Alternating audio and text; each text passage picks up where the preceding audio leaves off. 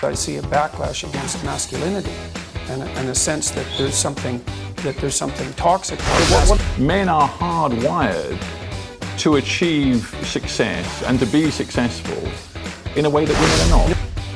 Hi everyone, it's Miss Dragonfly back again, and today is another video in my commentary and reaction series. And today we've got another one from Jordan Peterson, another of his videos that I will be commenting on. Now, before we continue, if you can please like, share and subscribe so my videos can reach more people. Now, back to the video. Now, today's video, he is commenting on the backlash against masculinity. Look, in this day and age and in our present culture and the social narrative at the moment, it seems to be a certain backlash against masculinity and obviously men. We keep hearing the terms toxic masculinity all the time, and men are the reasons why there have always been so many problems in the world and so forth. And here Jordan Peterson is actually being interviewed by another man, and he is being, well, pushed, like, so to speak, like all his interviews every time he's been interviewed. So let's have a look at what he has to say about the backlash against masculinity. I see a backlash against masculinity and a sense that there's something toxic about masculinity. What is this idea of being over? Why is society overly feminized? Well, I didn't ever say that society was overly feminized. So if we're going to discuss my views, we should use my actual words. I believe that there's a danger in our society at the moment of making the assumption that our culture, for example, is a tyrannical patriarchy, which it is in some small part, and that any active engagement on the part of young men in particular is indistinguishable from an unacceptable power and dominance drive, which I don't believe. But surely I think all of that is inappropriate and incorrect. If much of the power and authority over a very long historical period has lain with men, isn't it only inevitable that some men will get a little hacked off when women are given a stab at something approaching equality? Well, that could be inevitable, but that doesn't make it right, and it's certainly not something that I support. So So you think men's resentment is more important than women's effort to attain equality? I'm not in favor of resentment at all. All right, I thought I'd just stop it there. Now, the interviewer was going on about in history women have been oppressed, and so now there's been some pushback, flipping the other side. Though notice he said some pushback, not complete pushback. And that men now have a problem with it. First of all, two wrongs do not make a right. And also this is what I see in Western society, Western culture. They don't value women's work, the work that women have always done, no matter how you see it, even in conservative quarters as well, unfortunately. So that's why they hear of women, staying home, doing the homemaker role, looking after the kids and supporting her husband. Well, obviously the big spill and pushback and criticism from feminists and women's group is she's oppressed. She's got to be oppressed. And if she's not oppressed, if she insists that's what she wants to do, then she's dumb for not wanting to be more than what she is, to obtain equality. Well, hello, by saying that you're going to get equality by being like men, meaning that implies that you're not equal if you're a woman. So with that interviewer saying, women have been oppressed, so for not able to do all this stuff, he's really, sticking to the same narrative. So, and he's saying, why are men complaining? Now there's been some pushback, where in actual fact, anyone that's really looked around and saying it's not just some pushback, it's a complete backflip.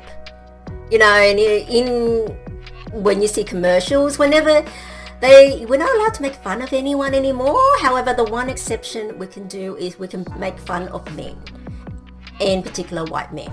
They're seeing fair game by all advertisers and so forth, because they know that they won't get criticism about that, back from that. And I don't know about you, but that's not some pushback, that's a major backflip. So let's continue with the video.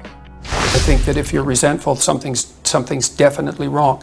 Either you need to grow the hell up and take stock of your life, or you have some things to say to people that you haven't been saying. You say science undoubtedly shows us that men and women have different traits, and there's a lot of science to back you up on that. But you say that because of that, men are hardwired to achieve success and to be successful in a way that women are not. No, not at all. I've never said anything like that. I've said that there are biological differences between men and women that express themselves in temperament and in occupational choice, and that any attempt to enforce equality of outcome is unwarranted and ill-advised as a consequence. And yet some of the most successful societies, judged on contentment indices or indeed material success, are those, for example, in Scandinavia. Where the temperamental differences between men and women are larger than they are in any other society. Well, so you point out that in Scandinavia many more women choose to be health workers than engineers, for example. It's not what I say, it's what the large-scale scientific investigation has revealed. Fair enough. But equally,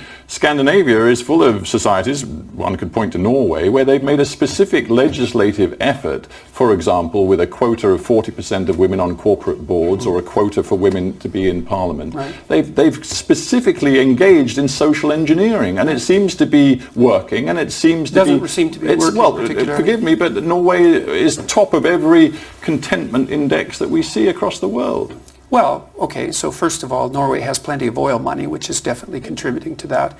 And second, it depends on what you mean by working. There's no evidence, for example, that the legislation that was designed to increase the number of women on boards has produced any movement whatsoever in the number of women who hold managerial and administrative positions in Norway. The theory was that as societies became more egalitarian, that men and women would become more the same. But that isn't what's happened. What's happened is the biggest differences between men and women now, temperamentally and in terms of their own interest, have manifested themselves in the Scandinavian countries. And so what that will mean is that men and women will make different choices in occupation if you let them have free choice. Now, what are we supposed to do? Are we supposed to stop that from happening? Is that the feminist perspective? Let's get back to a word I used before and ask you directly. Do you approve of, do you think it's a dangerous word, equality? This word equality. I approve of equality of opportunity, but I think that equality of outcome considerations are detestable and dangerous beyond belief. Okay, he's made a number of very good points. And again, Scandinavian countries are used as an example again. Yes. Their emphasis, their entire culture is all about equality. And as that interviewer said, Norway's even put in legislation for quotas of women. Okay, now, and I guess the more like the Scandinavian countries do that and trying to push that, it's actually having the opposite effect, which is surprising everyone. You find there are not more women going to those traditional male roles, the STEM fields such as science, technology, engineering, mathematics. Instead, they're going to professions that are more traditionally female dominated. So why is this the case? So again, it comes to, if you give, like Jordan said, if you give people a choice, they choose what they most want to do, and that means what they're most comfortable doing, and what they're most comfortable doing is what they're most good at. So it's no surprising that you have given more choice. Men and women go back to their, I guess, traditional occupations. Jordan is saying, are men more hardwired to achieve? Well, there are biological differences, and the science community cannot disagree with that. Men are straight away testosterone based, women are estrogen based, and different hormones affect your brain differently, and what skills as well that you have, like women tend, because they're more agreeable, they're more suited, and they're more like doing the more caring roles such as nursing and aged care. And men, not just testosterone gives them physical strength, it also gives them spatial ability. Jordan is completely correct in that you give equality of opportunity. Everyone should have the freedom to choose whatever they want. No pressure at all or expectation. rather than equality of outcome. Because if you have equality, try to achieve equality of outcome, then obviously you are going to then have to push and pull people to do something they'd rather not do, just to get the same outcome. The same, I wouldn't say outcome as in, productivity or anything, outcome as in numbers. So and that's another thing. If you were to force equal representation in everything, you are not going to get the optimum output in everything. For example, you're not going to get the best engineers, the best scientists, the best racing car drivers, so to speak. You're not going to get the best nurses and aged care workers. Men are generally not as good at it than women. But if you have to force half the staff and half the workforce to be men, the outcome is not going to be as good. They're not going to do as good a job. That is, obviously, there are always exceptions to everything, but we're talking on a general and at a high level, overall population and overall outcomes. So those are my thoughts on the matter. What do you think? Let me know by leaving your comments below, and if you've enjoyed the video, then don't forget to like, share and subscribe, as it will help me out a lot. And for more info on relationships and society, check out this video. And that's it for this segment, and until I see you next, remember to stay safe, strong and awesome.